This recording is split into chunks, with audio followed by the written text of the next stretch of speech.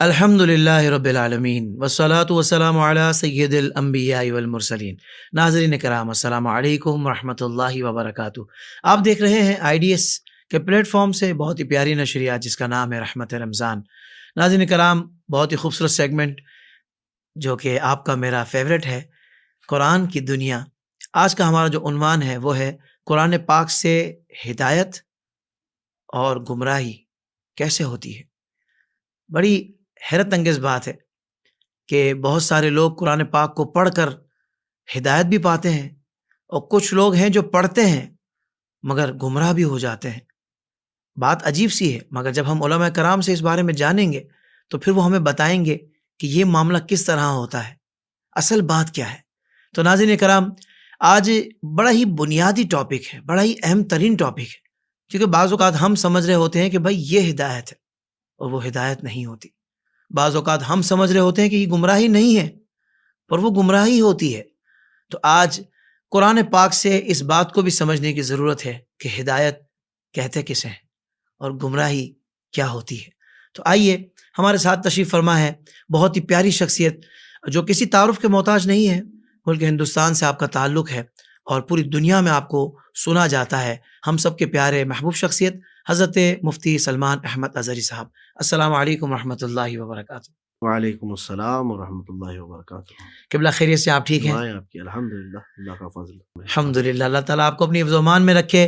ناظرین کرام، آئیے مفتی صاحب کی طرف بڑھتے ہیں اور سوالات کا آغاز کرتے ہیں۔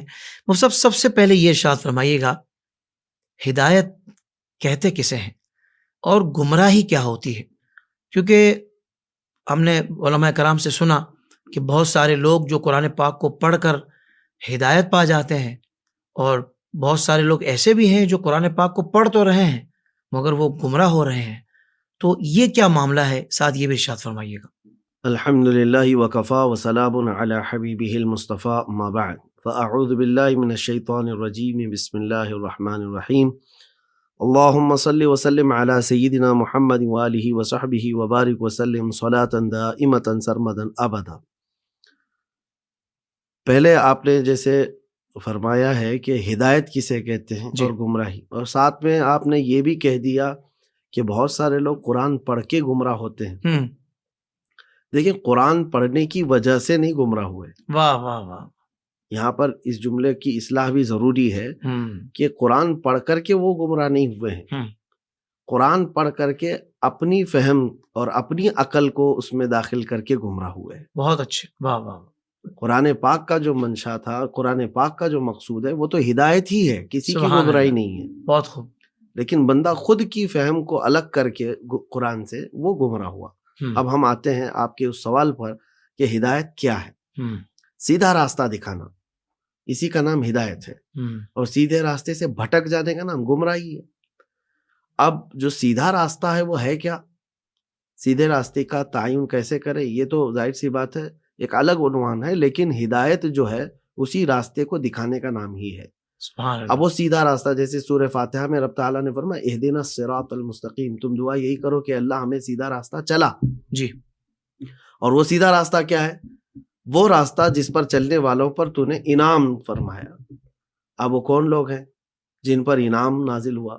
قرآن پاک ہی اس کی تفسیر کر رہا ہے، انعم اللہ علیہم من النبیین والصدیقین والشہداء والصالحین۔ وہ اللہ تبارک و تعالیٰ کے وہ بندے جن پر اللہ نے انعام نازل فرمائے، وہ نبی ہیں، صدیق ہیں، شہداء ہیں، صالحین ہیں، یعنی ان کا راستہ صراط مستقیم ہے۔ سبحان اللہ، سبحان اب اللہ۔ اس راستے پر چلنے کا طریقہ دکھانا، اسی کو ہدایت کہتے ہیں۔ اب ہدایت دو قسم کی ہوتی ہے۔ دیکھیں، عربی میں ہدایت جو ہے، اس لفظ کو کہا جاتا ہے اراءۃ الطریق یا ایصال الی المطلوب۔ دو معنی ہیں اس کے ہدایت کے۔ مثال کے طور پر آپ نے آ کر کے مجھ سے پوچھا کہ مفتی صاحب یہ بتائیے کہ ریلوے اسٹیشن کہاں ہے، تو میں آپ کو بتاتا ہوں کہ یہاں سے سیدھا جائیے، اس کے بعد دائیں مڑ جائیے، پھر بائیں مڑ جائیے، اس کے بعد آپ کے سامنے اسٹیشن ہے۔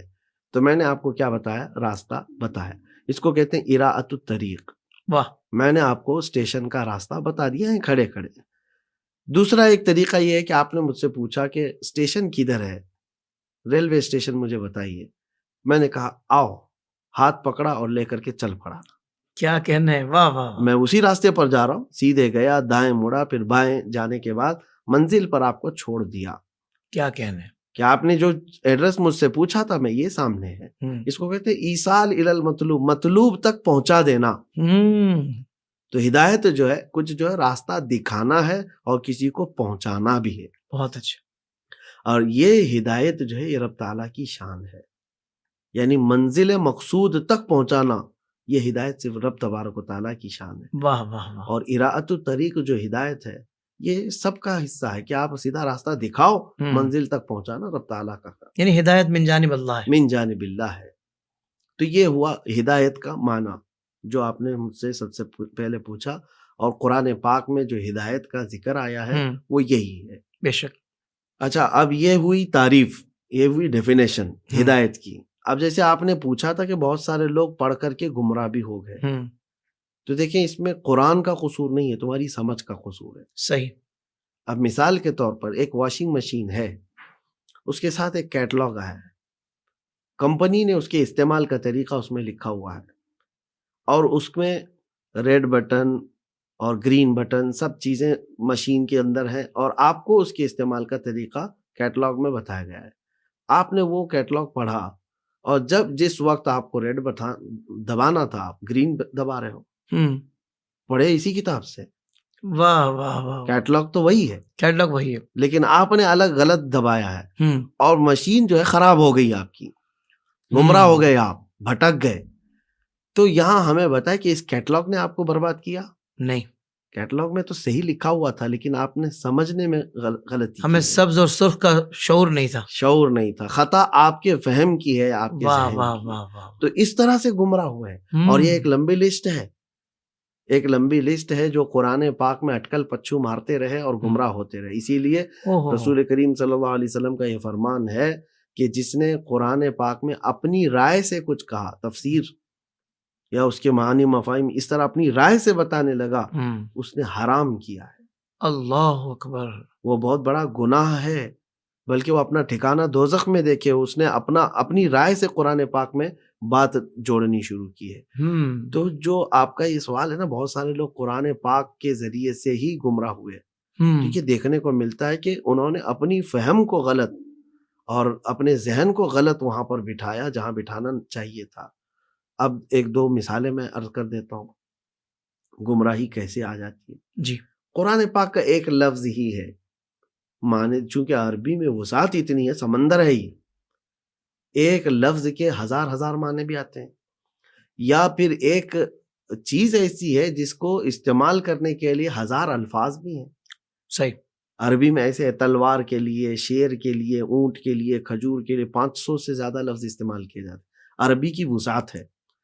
تو اب کوئی بندہ اس وسعت کو نہ جانتے ہوئے اٹکل پچھو مارتا رہے گا تو ادھر کا ادھر کا ادھر کرے گا. مثال کے طور پر میں آپ کو بتاؤں، العین ایک لفظ ہے قرآن پاک میں. اب عربی میں اگر اس کا آپ ترجمہ دیکھیں گے، عین جو ہے آنکھ کو بھی کہتے ہیں. جی. عین جو ہے وہ گھٹنے کو بھی کہتے ہیں. عین سورج کو بھی کہتے ہیں. عین پوری ذات کو بھی کہتے ہیں. اور عین جو ہے وہ پانی کے چشمے کو بھی کہتے ہیں. کتنے معنی ہو گئے؟ ایک ہی لفظ ہے، کئی معنی ہیں. لیکن اب آپ کی سمجھ سے تعلق رکھنے والی یہ بات ہے. بلکہ آپ ناظرین سے بھی پوچھ لیں، کبھی کسی جو تھوڑی بہت شدھ بدھ رکھتا ہے نا، وہ بھی اب اس کا ترجمہ کرنے جائے گا تو آگے پیچھے کی چیزیں دیکھے گا. کیا بات ہے، واہ واہ واہ. اب میں نے صرف اتنا ہی کہا، میری عین میں سے پانی آنا شروع ہو گیا، تو بندہ سمجھ جائے گا آنکھوں کی بات ہو رہی ہے. کیوں گھٹنے کا نہیں کر رہے آپ؟ واہ واہ واہ واہ. اتنا سینس ہے آپ کے پاس، سبحان اللہ. کہ بندے، اور یا اب یہ کہے کہ میں گھر سے سو کر کے اٹھا تو باہر دیکھا عین جو ہے طلوع ہو چکا ہے. ہاں، تو پھر سورج ہی آئے گا. تو یہاں پر یہ کیوں نہیں کہتے کہ مطلب گھٹنا میرا طلوع ہو گیا تھا؟ اگر گھٹنا مراد لیتا ہے تو بہکا ہوا ہے کہ نہیں، گمراہ ہے کہ نہیں؟ بہت اچھے، واہ واہ واہ. تو عربی کی اس وسعت میں کئی جو ہے تیرنا نہیں جانتے، ڈوب جاتے ہیں، اس سمندر میں غرق ہوئے. تو اتنی شدھ بدھ رکھنا چاہیے انسان کو، جو کامن سینس کہلاتی ہے، اس سے وہ نتیجہ اخذ کر سکتا ہے کہ یہاں پر کیا معنی ہوگا. بالکل صحیح. اب ہم آتے ہیں، یہ تو میں نے ایگزامپل عربی کی دیا.